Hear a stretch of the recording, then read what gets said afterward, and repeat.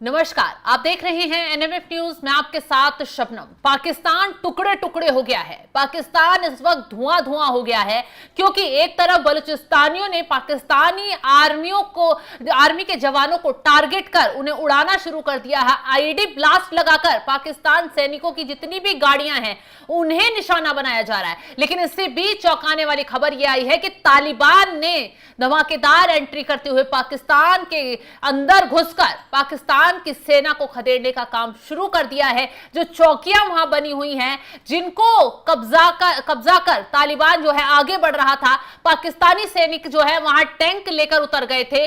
लेकिन अब खबर आ रही है कि तालिबानियों ने वहां से भी पाकिस्तानी सैनिकों को गोलीबारी कर खदेड़ दिया है और पाकिस्तानी आर्मी जो है घुटने टेकती हुई नजर आ रही है तालिबानी लड़ाकों के सामने। दरअसल तालिबानी लड़ाके जो हैं वो पूरे हथियार लेकर पूरी तरह से तैयारी कर पाकिस्तान की सीमा में एंट्री कर गए हैं। डूरंट लाइन जिसको लेकर विवाद चरम पर है और काफी वर्षों से ये विवाद चला आ रहा है। दरअसल अफगानिस्तान जो है डूरंट लाइन के हिस्से को पूरा अपना मानता है, लेकिन पाकिस्तान उस पर अपना दावा ठोकता है, जिसको लेकर विवाद वर्षों से चला आ रहा है। अब ऐसे में तालिबान लड़ाके जो हैं, जब भारत ने पाकिस्तान पर हमला किया, मिसाइलें दागी, तो तालिबान को तो मौका ही मिल गया उधर, क्योंकि उधर की सेना से पाकिस्तान ने उधर की सीमा से पाकिस्तानी सैनिक हटा दिए, वो सारे एलओसी पर तैनात कर दिए, पीओके के करीब सारे सैनिक तैनात कर दिए। तो उधर की जो सीमा है वहां पर सिक्योरिटी कम हो गई। ऐसे में तालिबान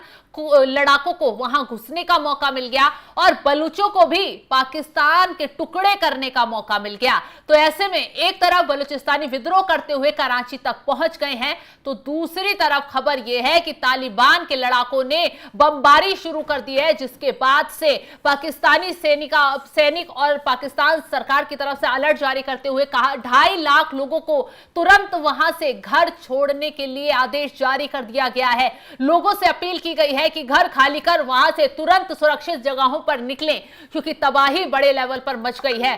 ठीक उसी तरह जिस तरह भारत ने जब पाकिस्तान पर तबाही मचाई, हमले किए, पाकिस्तानी जो है वहां जब एयरबेस में गड्ढे होने शुरू हो गए, आतंकी ठिकाने मिट्टी में मिल गए, तो पाकिस्तानी सैनिक जो है घुटने टेकते हुए नजर आए। वहां के लोगों को वहां से हटा दिया गया, अस्पतालों को, मदरसों को, मस्जिदों को, सबको खाली करवा लिया गया सीमा के पास से।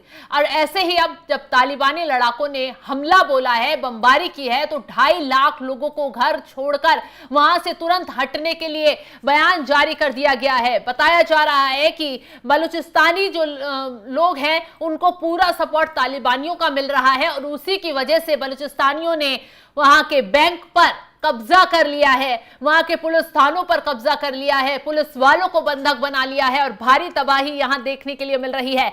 अफगानिस्तान के हेलमंद प्रांत में स्थित बहराम चह, जो पाकिस्तान के चगई जिले से सटा एक सीमावर्ती कस्बा है, फिर सशस्त्र संघर्ष का केंद्र बन गया है। पाकिस्तानी सुरक्षा बलों और तालिबान के बीच जो है यहां झड़पें तेज हो गई हैं।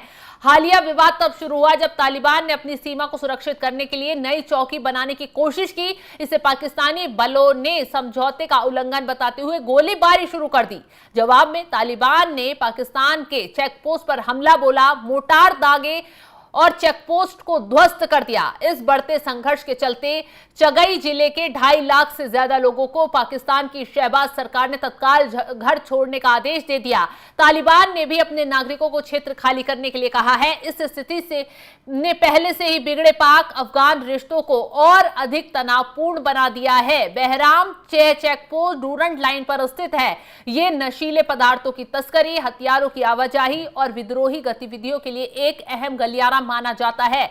इसके अलावा ये चगई और हेलमंद के बीच सैन्य गतिविधियों को भी नियंत्रित करता है।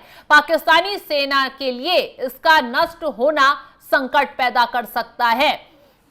तो तमाम वीडियो वहां से सामने आ रहे हैं। अफगानिस्तान और तालिबान दोनों ने अब सैन्य तैयारियों को तेज कर दिया है। तालिबान ने कंधार की 105वीं कोर को तैनात किया है, जिसमें 50 आत्मघाती हमलावरों का दस्ता भी शामिल है। ये दस्ते पाकिस्तान बलों पर हमले के लिए तैयार हैं, जिससे स्थिति और खतरनाक हो गई है।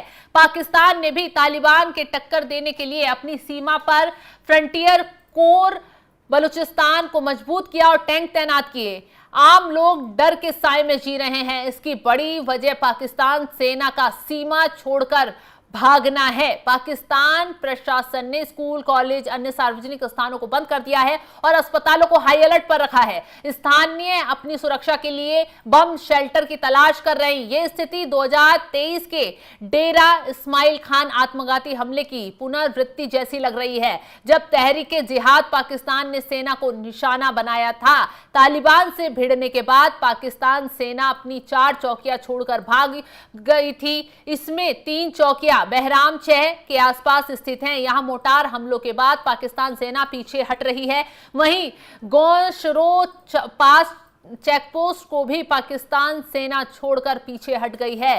बता दें कि भिड़ंत वाला जिला चगई पाकिस्तान के सबसे बड़े प्रांत बलूचिस्तान में स्थित है। बलूचिस्तान का यह सबसे बड़ा जिला अफगानिस्तान के अलावा ईरान की सीमा से सटा होने से काफी अहम है। यदि जल्द ही कोई राजनयिक समाधान नहीं निकला तो यह संघर्ष न केवल पाक अफगान संबंधों को बल्कि पूरे दक्षिण एशिया की सुरक्षा स्थिरता को प्रभावित कर सकता है।